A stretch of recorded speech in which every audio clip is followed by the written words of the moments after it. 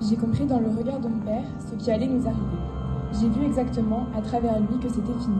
Cette fois-ci, nous n'allions pas nous cacher pour dormir, attendre que ça passe et rentrer ensuite. Nous n'allions pas rentrer du tout. À partir de là, le temps s'est accéléré. Le voisin nous a dit qu'il fallait partir vite, car il n'allait pas tarder à venir nous chercher. Les adultes nous ont allongés dans une rigole derrière la maison, et ils sont partis se cacher dans la forêt. Nous avons dormi dans la terre, recouverts de couvertures et d'herbes coupées, en priant qu'il ne pleuve pas. Je sais que vers 4 heures du matin, j'ai entendu ma mère venir nous chercher pour rejoindre les autres dans la forêt. Je me souviens qu'elle nous demandait de ne pas crier, de ne pas parler, et que nous étions une vingtaine d'enfants à la suivre, à se cacher, à regarder à droite, à gauche. Ce qui est étonnant, c'est qu'aucun enfant ne pleurait. Je pense qu'il ne comprenait pas. Même mon petit frère, qui était bébé, je ne l'ai jamais entendu pleurer. Autour de moi, je voyais tout le monde tétanisé, mais aux côtés de mon père, je me sentais protégée.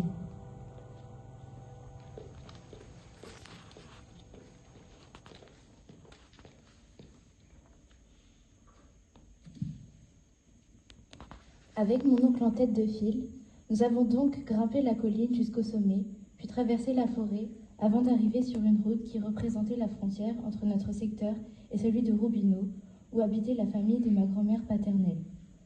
Comme presque tous les secteurs du Rwanda, Roubino était dirigé par un Hutu.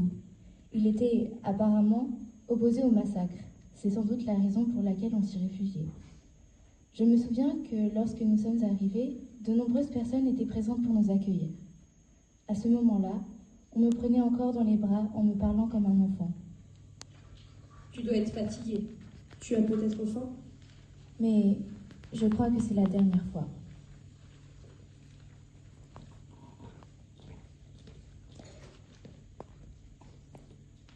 Le conseiller nous a expliqué que les Hutus pouvaient rentrer chez eux, qu'ils ne craignaient rien, mais que les Tutsis devaient le suivre.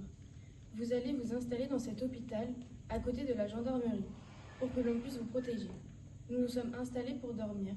La nuit a commencé à tomber, nous nous sommes couchés, et c'est là, par la fenêtre, que j'ai aperçu mon père assis sur le balcon. Je suis sortie le rejoindre et nous nous sommes allongés côte à côte pour regarder le ciel.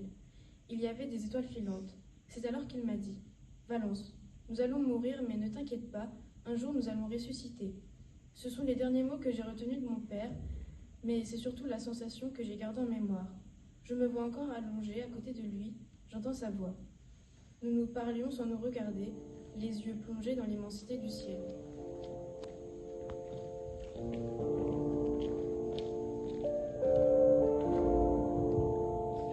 D'autres mots de lui, mais qui ne m'étaient pas adressés directement, datent du lendemain, le 10 avril. Ce jour-là, quand je me suis réveillée, mon père était assis sur le bord de la route qui montait de l'hôpital à la gendarmerie. C'est alors que nous avons vu arriver la voiture du bourgmestre qui s'est arrêtée à notre niveau. Quand il nous a demandé ce que nous faisions là, mon père a répondu « On profite du soleil ». Il a baissé la vitre de sa voiture et a regardé mon père en lui disant « Profitez bien ». Puis la voiture a disparu derrière la colline. Quelques minutes plus tard, nous avons vu débarquer une horde de chiens. Puis nous avons entendu les bruits de tambours, des sifflets, des machettes en l'air, des gourdins. C'était la première fois que je voyais ça. Les adultes se défendaient avec des pierres, que nous, les enfants, ramassions pour leur donner. Mes souvenirs sont très embrouillés. Je distingue une scène assez précisément. Un jeune garçon avait reçu une grenade et tandis qu'il agonisait, sa mère et ses sœurs se penchaient sur son corps, tentant de le ramener à la vie en pleurant. C'est la première fois que j'ai vu quelqu'un mourir, et c'est aussi la dernière fois que j'ai vu quelqu'un pleurer sur ma mort.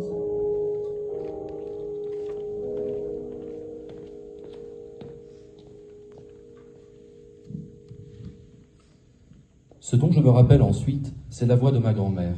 Elle répétait sans cesse « Restez groupés, on doit mourir en famille ». Plus elle disait ça, plus je cherchais à quitter ce groupe. Nous avons alors commencé à entendre des cris. C'est quand ma mère m'a saisi la main que j'ai entendu l'explosion de la grenade qu'il venait d'envoyer. Je suis alors retombé un peu plus loin, d'autres sont tombés sur moi, je me suis extirpé d'entre les corps et, sans regarder derrière moi, je suis parti. Tu penses que tu l'as eu? Non, je sais pas. Laisse tomber, c'est un gamin. Il va mourir de toute façon. Les miliciens finiront par le tuer. Ils ne m'ont pas vu. S'ils avaient bien regardé, ils auraient vu les hautes herbes trembler.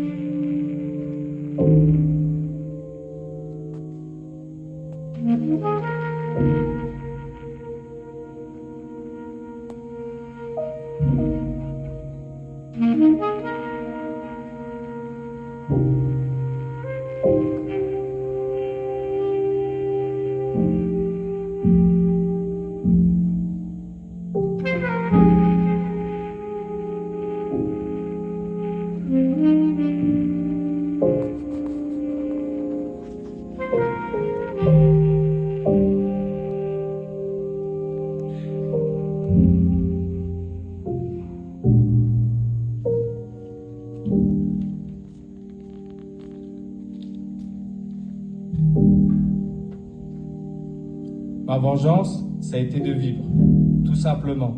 C'est une vengeance qui dit « le projet génocidaire n'a pas marché ». Et pour moi, c'est la seule vengeance qui puisse réellement faire échouer le génocide. Il faudrait que tous les rescapés essayent de vivre en faisant tout pour être heureux et prendre soin d'eux-mêmes. Ce n'est pas facile, mais c'est là une vraie vengeance. Et c'est devant mon village entièrement détruit que j'ai pris cette décision. Je ne pouvais pas partir ainsi. Il fallait que je devienne un autre, ce Valence à qui tout restait à écrire.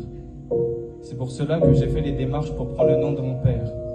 J'étais Valence Sindaïgaya et je suis devenu Valence Kabarari.